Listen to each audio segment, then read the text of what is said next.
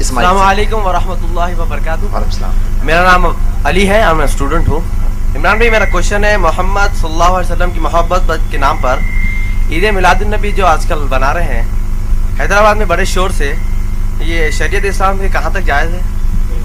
میلاد النبی جو لوگ مناتے ہیں ان کا دعویٰ یہ ہے کہ ہم نبی صلی اللہ علیہ وسلم کی محبت میں منا رہے ہیں, اور ان کا یہ پیش کرنا ہے جو میلاد نہیں مناتے وہ نبی صلی اللہ علیہ وسلم سے محبت نہیں کرتے, اور جو نہیں مناتے ان کا یہ کہنا ہے اور میرا بھی یہ کہنا ہے کہ جو اللہ سے محبت نہیں کرتا وہ میلاد مناتا ہے. بناؤ جلوس نکالو جشن مناؤ, ابلیس نے نہیں منایا. ارے ہمارا جرم کیا ہے؟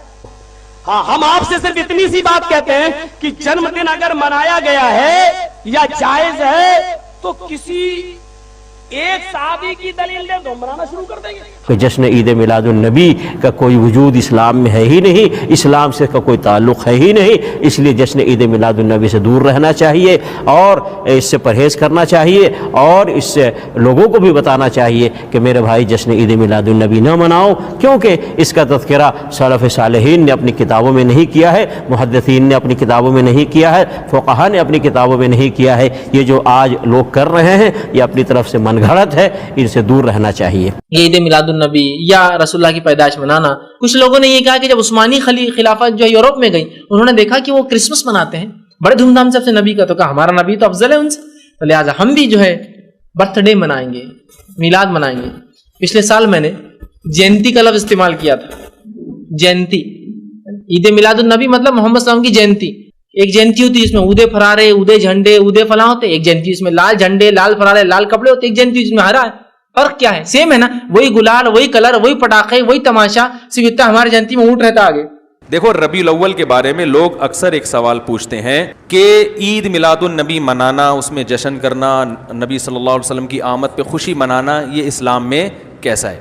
ہم رسول اللہ صلی اللہ علیہ وسلم کی سیرت دیکھتے ہیں. پہلی بات تو یہ کہ 12 ربیع الاول نبی کا یوم ولادت ہے, اس پر کوئی صحیح روایت موجود نہیں ہے. اگر ہے تو بھائی کوئی دکھا دے. ہم اپنے نبی پاک سے یوں پیار کریں گے,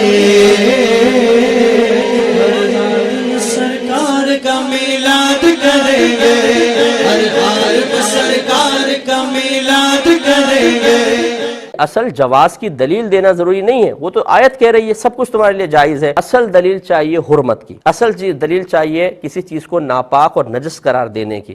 لہٰذا اب یہ کویسچن پیدا ہوتا ہے کہ اگر میلاد جائز نہیں ہے تو آپ قرآن یا حدیث سے کوئی دلیل پیش کریں. اگر نعت شریف پڑھنا جائز نہیں ہے, نعت خوانی, تو قرآن و حدیث میں دکھائیں. اللہ تعالیٰ نے کہیں فرمایا ہو میلاد مت کرو, کہیں اللہ نے فرمایا ہو نعت مت پڑھو, نہیں, تو اس جواز والی آیت کے تحت یہ آئے گا اور سب جائز ہیں. کوئی دلیل نہیں ہے کہ جی صحابہ کرام نے کیا تو ہم کریں گے ورنہ نہیں.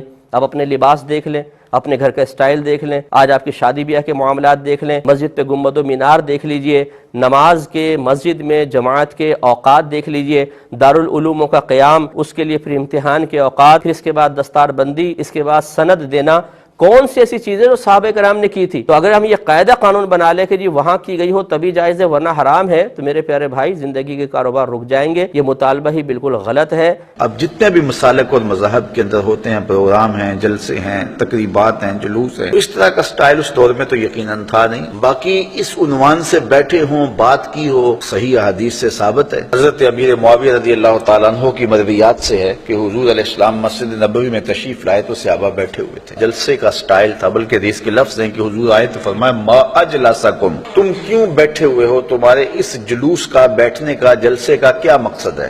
حضور ہمارے بیٹھنے کا مقصد یہ ہے ہم اللہ کی حمد بول رہے ہیں, اس کی ثنا کر رہے ہیں, اس کا شکریہ ادا کر رہے ہیں, اس بات پر کہ اس نے ہمیں ہدایت اسلام دی اور آپ کی صورت میں ہمارے اوپر کرم فرمایا. حضور فرمایا کیا صحابہ تم اس بات پہ قسم اٹھا سکتے ہو کہ اسی لیے بیٹھے ہو؟ مسلم کی روایت ہے, سنن نسائی میں ہے, باقی کتب حدیث میں. صحابہ نے عرض کی حضور ہم اللہ کی قسم اٹھا کے کہتے ہیں ہم اسی لیے بیٹھے ہیں. تو حضور علیہ الصلوۃ والسلام نے فرمایا صحابہ کوئی شک نہیں تھا تمہارے قول کی صداقت پر, بلکہ ماجرا کچھ اور تھا کہ میں حجرے میں تھا, میرے پاس حضرت جبریل امین آئے, مجھے جبریل نے آ کے خبر دی اے صحابہ تمہارے اس عمل پر اللہ فرشتوں میں فخر کر رہا ہے. تو مجھے بتائیے آج اگر میں اور آپ بیٹھ جائیں اور جمع ہو جائیں. چلو بیٹھنے کی جگہ پر چراغاں بھی کر لیں. اب اتنی آوازیں نہیں ہیں کہ زور سے بول کر آخری شخص تک آواز پہنچائی جائے. چلو سہولت کے لیے لاؤڈ سپیکر بھی لگا لیں. کوئی دور و نزدیک سے لوگ آئے ہیں، ان کے لیے کوئی کھانے کا شیرینی کا انتظام بھی کر لیں. تو اس میں کیا قباحت ہو. حضور پاک صلی اللہ تعالیٰ علیہ وسلم ہجرت فرما کر جب مدینہ طیبہ تشریف لائے، اب یہاں پر جو حالات تھے وہ مکہ جیسے حالات نہیں تھے. مدینہ نرم دل لوگوں کی زمین تھی، وہاں پر لوگوں نے استقبال کیا تھا.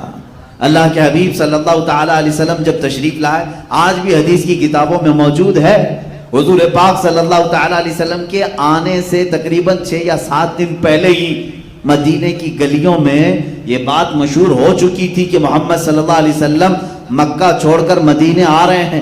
آلریڈی وہاں پر 100 سے زیادہ گھروں میں اسلام موجود تھا حضور صلی اللہ تعالیٰ علیہ وسلم کے آنے سے پہلے، کیونکہ حضور جب دعوت شروع فرما چکے تھے مکہ میں تو مدینے سے قافلے آتے تھے حج کے لیے اور وہ حضور پر ایمان لاتے تھے، واپس جاتے اپنے شہر میں پھر تبلیغ کرتے. کئی لوگ حضور کے مدینے آنے سے پہلے ہی اسلام میں تھے، ایمان میں تھے. اب یہاں پر آپ کو میں بتاؤں، حضور پاک صلی اللہ تعالیٰ علیہ وسلم جب تشریف لا رہے تھے مدینے میں، دونوں حالات بالکل الگ ہیں. مکہ میں بھی حضور آئے ہیں اور مدینے میں بھی حضور آئے ہیں، دونوں جگہ آنے کی کیفیت الگ ہے. حضور پاک صلی اللہ تعالیٰ علیہ وسلم مدینے میں جب آئے تو تاریخ میں ہے بنو نجار قبیلے کی ساری بچیوں کے ہاتھ میں دف تھے اور وہ سنیت الوداع کی گھاٹیوں پر چڑھ جاتی تھی اور روزانہ صبح سے شام تک انتظار کرتی تھی. جس دن حضور پاک صلی اللہ تعالیٰ علیہ وسلم اپنے رفیق سفر صدیق اکبر کے ساتھ قبا کی طرف سے نمودار ہوئے، جلوہ بار ہوئے، مدینے کی خوشیوں کا حال یہ تھا. حدیث میں موجود ہے ساری مدینے کی عورتیں اپنے گھروں کے چھتوں پر چڑھ گئیں، مرد حضرات اپنی گلیوں میں اور راستوں پر نکل آئے اور چھوٹے بچیاں اور کچھ نوجوان جو جنگی لباس پہنے ہوئے تھے، تلوار بھی ان کے ہاتھ میں تھے، نیزے بھی ان کے ہاتھ میں تھے، اور وہ جو ان کے آڑ کے لیے جو ڈھال ہوتے تھے تو تلواروں کو ڈھال سے بجاتے بجاتے سنیت الوداع کی گھاٹیوں تک پہنچ گئے اور سب بیک زبان کہتے تھے طلع البدر علینا من ثنیات الوداع وجب الشکر علینا ما دعا للہ داعی. یہ ہمارا بریلویوں کا کیا ہوا سلام نہیں ہے، یہ مدینے کی وہ صحابیات بچیوں کا سلام ہے جنہوں نے حضور کا مدینے میں استقبال کیا ہے. ارے میرے عزیزو، یہاں مجھے بات یہ کہنی پڑتی ہے کہ اگر آج ہم میلاد میں کہتے ہیں نور والا آیا ہے، نور لے کر آیا ہے، یہ جو نعتیں پڑھتے ہیں تو در حقیقت یہ مدینے والوں کی ترجمانی کر رہے ہیں. انہوں نے بھی حضور کا استقبال کیا تھا اور یہ کہا تھا اللہ والا ہمارے شہر میں آیا ہے. انہوں نے تو بڑی بات کہی تھی طلع البدر علینا، انہوں نے کہا 14ویں کا چاند ہم پر طلوع ہو گیا ہے. من ثنیات الوداع، وداع یہ سنیت الوداع کی گھاٹیوں سے 14ویں کا چاند ہم پر طلوع ہو گیا ہے. وجب الشکر علینا ما دعا للہ داعی، یہ اللہ کی طرف بلانے والا پیغمبر جب تک بلاتا رہے گا ہم سب مدینے والوں پر اس کا شکر واجب ہوگا. یہ بچیاں پڑھ رہی تھی. اب مجھے یہاں سمجھ میں آیا، بعض لوگ یہ کہتے ہیں جب حضور پیدا ہوئے تھے تو کوئی میلاد نہیں منائے تھے مکہ میں، ہے نا؟ حضور جب پیدا ہوئے تھے میلاد مکہ والوں نے نہیں منایا، آپ کیوں منا رہے ہیں؟ تو جواب میں آپ یہ کہیں جب حضور مکہ میں پیدا ہوئے تھے تب مسلمان تھے کہاں؟ حضور نے تو 40 سال کے بعد اعلان کیا ہے. نہیں، حضور نے 40 سال بعد اعلان فرمایا. مکہ میں حضور پاک صلی اللہ تعالیٰ علیہ وسلم جس وقت جلوہ گر ہوئے تھے خوشیاں منائی گئی، اور بات ہے کہ تمہاری آنکھیں نہیں دیکھتی. اس وقت تو جبرائیل امین خوشی منا رہے تھے، ملائکہ خوشیاں منا رہے تھے. لیکن اگر تم دنیاوی باتیں کرتے ہو ظاہری طور پر تو میں مانتا ہوں مکہ والوں نے خوشیاں نہیں منائی تھی، اس لیے کہ وہاں سب کافر تھے، اکثر کافر تھے، مشرکین تھے. لیکن مجھے یہ بتاؤ مدینے جب وہ رسول آئے تھے تو خوشیاں منائی گئی تھی کہ نہیں؟ اس لیے کہ مدینے میں پہلے سے مسلمان موجود تھے. پتہ یہ چلا رسول آنے کے وقت خوشیاں صرف اسلام والے مناتے ہیں، جن کے ہاں ایمان ہے وہ خوشیاں مناتے ہیں. کفر و شرک جہاں پہلے سے ہو ان کو میلاد سے کیا غرض ہے؟ رسول پاک کی ولادت سے क्या गरज है?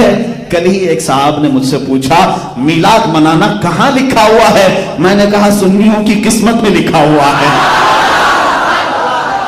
कहां लिखा हुआ है? सुन्नियों की किस्मत में लिखा हुआ है। इसलिए कि हमने तारीख में देखा है कि जब रसूल मक्का में आए तो वहां किस्मत वाले, ईमान वाले नहीं थे, इसलिए हो सकता है उन्होंने जाहिरी खुशी नहीं मनाई, लेकिन मदीने वालों की किस्मत में तो ईमान था। जब रसूल नमूदार हो रहे थे, अरे मियां उन्होंने तो दफ बजा बजा करके अपने नबी का इस्तेकबाल किया। तुम तो सिर्फ हमारे झंडों पर एतराज करते हो। अभी तो हम न ढोल उठाए हैं न दफ उठाए हैं। मदीने वाली बच्चियां दफ बजा करके मेरे नबी का इस्तेकबाल कर रही थी। और मेरे आका ने अगर ये बिदात और शिर्क होती तो मदीने वालों को कहते ले जाओ अपने दफ अंदर, ये सब क्या कर रहे हो? बल्कि सिद्दीक अकबर फरमाते हैं हुजूर ने खुशी का इजहार फरमाया। पता ये चला मीलाद मनाने वालों से मेरे आका भी राजी होते हैं।